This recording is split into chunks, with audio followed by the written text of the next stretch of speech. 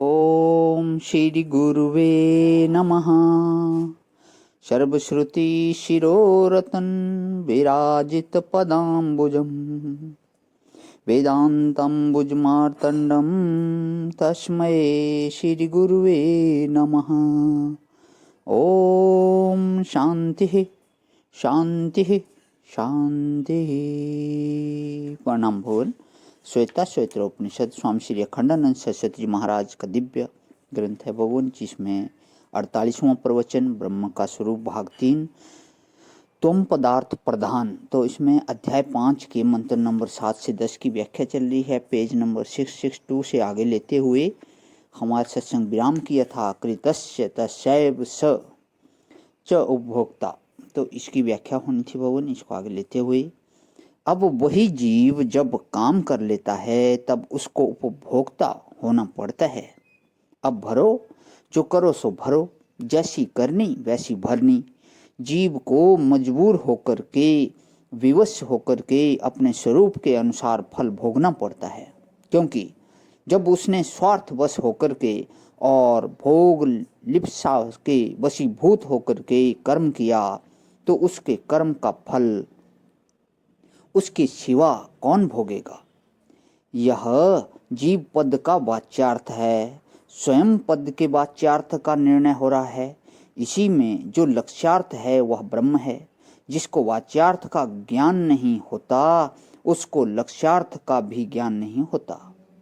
जिसको अहम पद का अर्थ मालूम नहीं है और स पद का अर्थ मालूम नहीं है, उसको सो अहम पद का अर्थ मालूम नहीं होगा। हमारे पास एक बार दो सज्जन रहते थे। एक तो श्री रामानुज संप्रदाय के थे और एक जरा वेदांत की रुचि का थे। एक जरा वेदांत की रुचि का था। तो जिसकी रुचि वेदांत में थी ना, उसका नाम रामानुज था।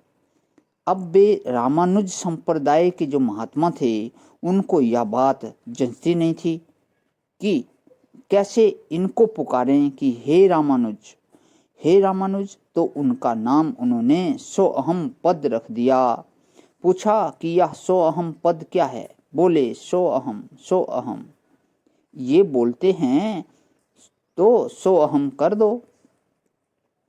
अब उसमें उन्होंने सो अहम के अहम पद का अर्थ समझकर किया।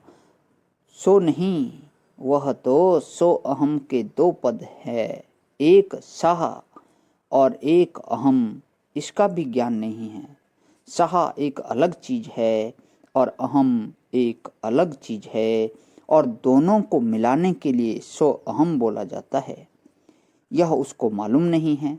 तो सह पद का अर्थ है तत्पद वाच्यार्थ और अहम पद का अर्थ है अहम पद वाच्यार्थ, और दोनों के समानाधिकरण से दोनों में जो एक वस्तु है उसका बोध होता है। अब सो अहम शब्द में और सो अहम पद में उनको कोई अंतर नहीं है। जो बाबा पदार्थ का विवेक नहीं करेगा, वाच्यार्थ का ज्ञान नहीं होगा, उसको लक्ष्यार्थ का भी ज्ञान नहीं होगा। चाहे कुछ हो, यह मनोविज्ञान का विषय नहीं है। यह अतिमानस पदार्थ है। यह मानस नहीं, मानस का साक्षी है। बहुत गुड। यहाँ पे एक बात आ गई कि यह मानस नहीं, मानस का साक्षी है।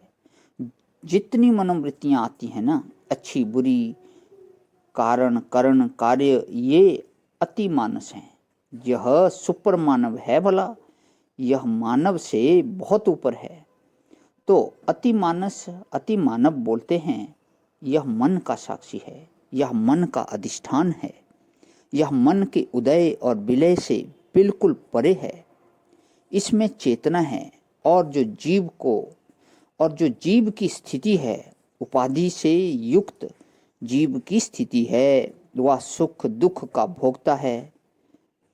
स विश्व रूप त्रिगुण त्रिवतर्मा प्राणाधिपा संचरति स्वकर्म भी विश्वरूपः। वही विश्वरूप है, माने नाना रूप धारण करने वाला है। वह जीव बहुरूपिया है, ईश्वर भी बहुरूपिया है, लेकिन ईश्वर अपने संकल्प से बहुरूपिया है, स्वतंत्र है, और जीव अपने कर्म के फल में बंधा हुआ बहुरूपिया है। अच्छा, बिजली भी बहुरूपिया है, कहीं पंखे में हवा बन रही है, कहीं बल्ब में रोशनी बन रही है, कहीं हीटर में गर्मी बन रही है, लेकिन कैसे कि यह सब पराधीन होकर के बन रही है। बिजली में बिजली की इच्छा शक्ति नहीं है, बिजली अपने स्वभाव से पराधीन है, और ईश्वर अपने स्वभाव से पराधीन नहीं है। अच्छा, स विश्वरूपः और त्रिगुणः, त्रिगुणः इसकी व्याख्या जो है भगवान कर लेता हूँ। आज ही विराम। ओम शांति शांति शांति।